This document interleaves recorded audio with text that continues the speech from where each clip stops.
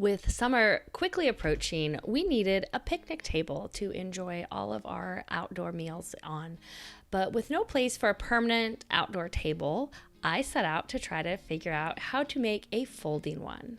And I partnered with Kreg Jig to create this folding picnic table using their pocket hole jig, and it made it super fast and easy to put together. So let's get started. I decided to make my folding picnic table out of cedar. This will hold up better to the elements, as well as cedar is quite light to carry. So any picnic table that is going to be folded and carried, I wanted to have as light as possible. So I took my cedar 2x6s and 2x2s that I'm creating the tabletop from to the miter saw and cut them all to length.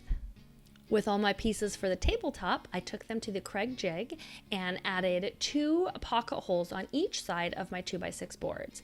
Now these are going to be sandwiched between the 2x2 boards to create a tabletop. And I'm actually creating 2 tabletop pieces, which will help with that folding design. And here I am using the new Kreg Jig 720 Pro. I love the Automax clamping to make clamping any thickness of board super quick when I'm working on lots of different projects. With all the pieces prepped, it was time to assemble the tabletop, and this is a super easy to assemble project because we're just creating a bunch of 2x6s sandwiched between 2x2s to cover the end. It's going to give you a gap on your tabletop between all these 2x6 boards. So if by chance the tabletop is left out during inclement weather or somebody spills a drink, the water will run off of the board and not sit on top of the tabletop to cause problems in the future.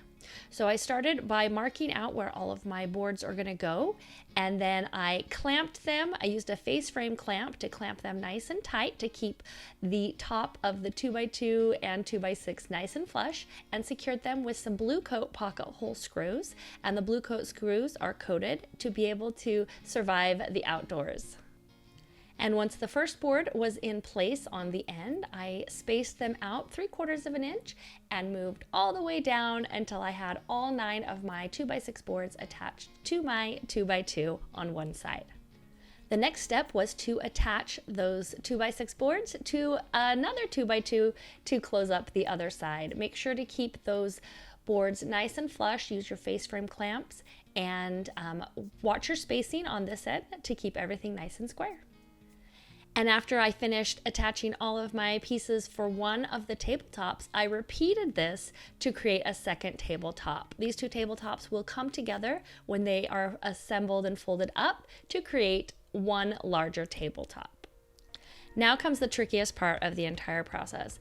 I honestly took way more time designing the folding and leg mechanisms than I actually designed creating them, but it was a little tricky to make sure that everything would fold down and fold back up properly. So the base is created by 2x2 boards, and those boards I made sure to round off one edge of each of the boards that are going to be the top of the legs and the boards that are going to be the actual legs. And that allows it to maneuver while it is being folded.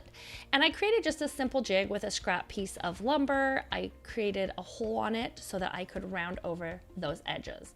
Also, on one end of the upper leg pieces, I also rounded it so that it would just not be in the way in case somebody sits down and hits their knee on it. I didn't want a sharp edge. Once I had all the curves drawn on my leg boards, I took them to my bandsaw and cut away most of that curved area, and then I finished off my curves with my sander to give it a nice smooth surface. Now if you don't have a bandsaw, you can definitely do this with a jigsaw, and then of course sanding it to get a nice smooth finish on that as well. But I just got a new bandsaw, so I am trying to incorporate that more into my builds, and it's been a really fun thing to learn. To attach all the leg pieces together, I'm using some bolts. Now these are 3/8 inch bolts, so I'm drilling 3/8 inch holes at the pivot points for the folding legs. And I have all of the details for where to put all of these holes and all of the cut list, everything in the build plans that I am sharing on craigtool.com. And I will include a link below. But I'm using the 3/8 inch dowels. Now bolts. And I also used 3-inch long bolts So I'm drilling into the actual leg piece with a larger drill bit so that I can set them inside, because anything sticking out will actually get in the way of the folding mechanism. But on the flange, you'll notice that I recommend using a 2.5-inch bolt and drilling that in a little bit more.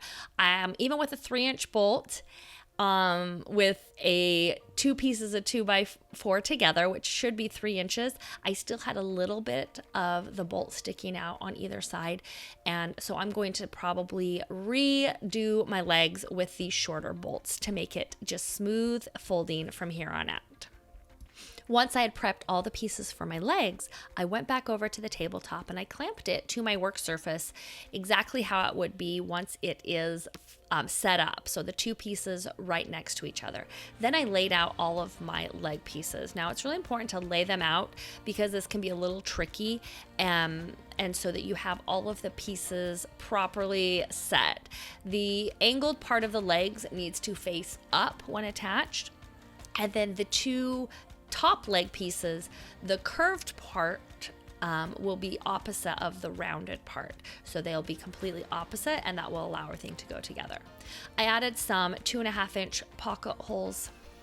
Some pocket holes for 1.5-inch thick material and secured the top of the leg pieces to each piece of table, but you're only attaching it to one section of the table.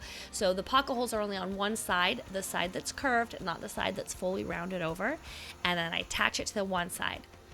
I put all the pieces together with the washers that will be between them to help with the folding mechanism, and then measured that to see how far apart to space it. Now I can tell you exactly how far apart to space it on mine, but every 3.5-inch thick 2x4 is slightly different. So it's best to put them together, measure, and then use that measurement to space apart these tops of the legs. Then the hard part comes, which is trying to get all of the pieces put in and tightened without the legs falling on your head. I can attest to that. It happens and it hurts. So if you have an extra set of hands nearby, it probably wouldn't be bad to have somebody monitoring the top of these legs while you bolt them together. And bolting them together is quite easy. The two leg pieces are connected in the center, and then the top of each of those legs is connected to the top that is attached to the tabletop pieces. And once you have all of the bolts in and tight, repeat the whole process for the other side of the table. And I mirrored my legs so that the outside is attached to the same side of the tabletop, and the inside leg is attached to the same side of the tabletop. Now, this may sound really confusing, and I promise you, I was very confused and double-checked myself many times as I put it together.